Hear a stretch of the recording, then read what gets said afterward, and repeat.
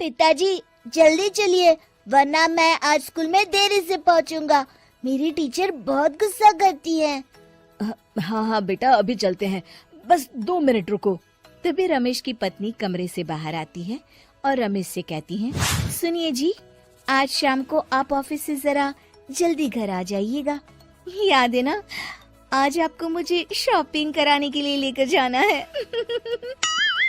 अरे भाग्यवान, इस महीने हाथ जरा तंग है। मेरी मानो तो शॉपिंग का विचार कुछ दिनों के लिए अपने दिमाग से निकाल ही दो। मैं तुम्हें अगले महीने पक्का शॉपिंग कराने ले जाऊंगा। अभी मुझे चलना चाहिए, वरना राजू को स्कूल पहुंचने में देर हो जाएगी। देखिए जी, अब आपके ये बहाने पुराने हो चुके हैं। मैं कुछ नहीं जानती। आज शाम को मुझे शॉपिंग करने जाना है, मतलब जाना है। आगे आपकी मर्जी। अच्छा ठीक है भाग्यवान, अब तुम पूरा घर सर पर मत उठाओ, मैं कुछ करता हूँ। इतना कहकर रमेश अपने बेटे राजू को लेकर वहाँ से चला जाता है। घर से निकलने के लिए रमेश जैसे ही अपनी मोटरसाइकिल शुरू करता है, तभी उसकी माँ उसे आवाज देकर कहती है, अरे रमेश, आज शाम को मुझे कुछ पैसे दे देना। याद है ना, मैंने तुझसे कहा था कि मुझे मंदिर में चढ़ावा चढ़ाना है। अरे माँ, मेरी तनख्वाह आने में अभी 10 दिन बचे हैं। अभी मेरे पास बिल्कुल पैसे नहीं है। हाँ, मेरी तनख्वाह मिलते ही मैं तुम्हें पैसे दे दूंगा।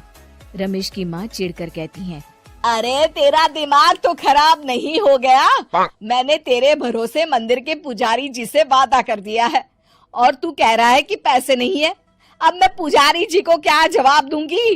तुझे तो मेरी इज्जत की भी कुछ परवाह नहीं है।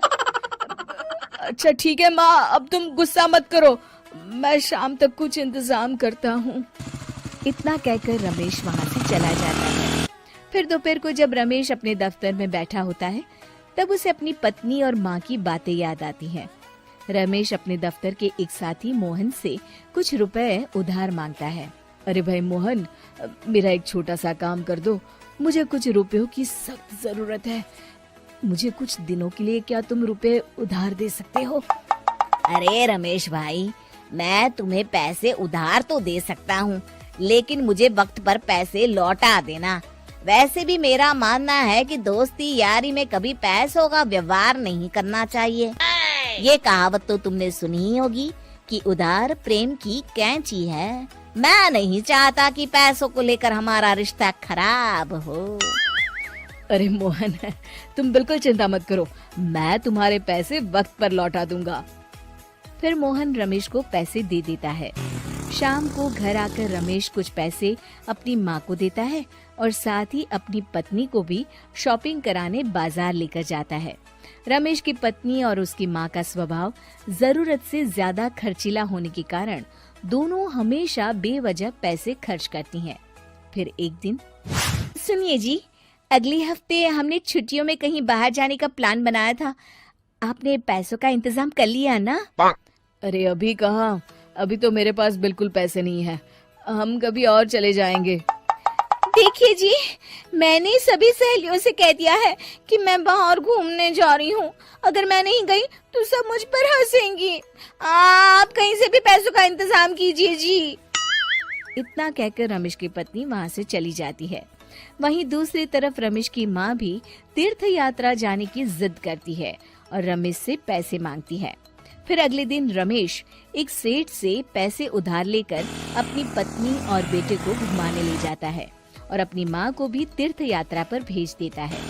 लेकिन जैसे ही रमेश अपनी छुट्टियाँ बिताकर वापस आता है, कर्जदार उसका जीना मुश्किल कर देते हैं। इतना ज्यादा कर्ज एक साथ अपने ऊपर देख रमेश काफी परेशान रहने लगता है। फिर एक दिन राजू की स्कूल की फीस वक्त पर न भर पाने के कारण रमेश को स्कूल में बुलाया जाता है।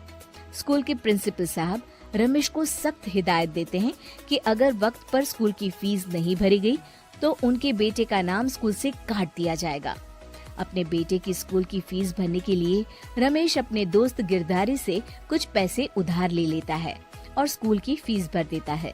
रमेश की माँ और उसकी पत्नी खर्चे और घर की जिम्मेदारी संभालते संभालते धीरे धीरे रमेश पूरी तरह कर्ज में डूब जाता है और तभी एक दिन दफ्तर में काम करते समय रमेश की तबीयत अचानक बिगड़ जाती है और वो बेहोश होकर गिर पड़ता है। उसे जल्दी से पास के एक अस्पताल में भर्ती कराया जाता है। रमेश के घर वालों को ये बात पता चल जाती है तो वे सभी अस्पताल पहुंचते हैं। अस्पताल के डॉक्टर साहब उन्हें बताते हैं, देखिए, देर रात तक जागने और जरूरत से ज्यादा काम करने की वजह से इन्हें चक्कर आ गया था। बेहतर यही होगा कि इन्हें कुछ दिनों के लिए पूरी तरह आराम करने दिया जाए।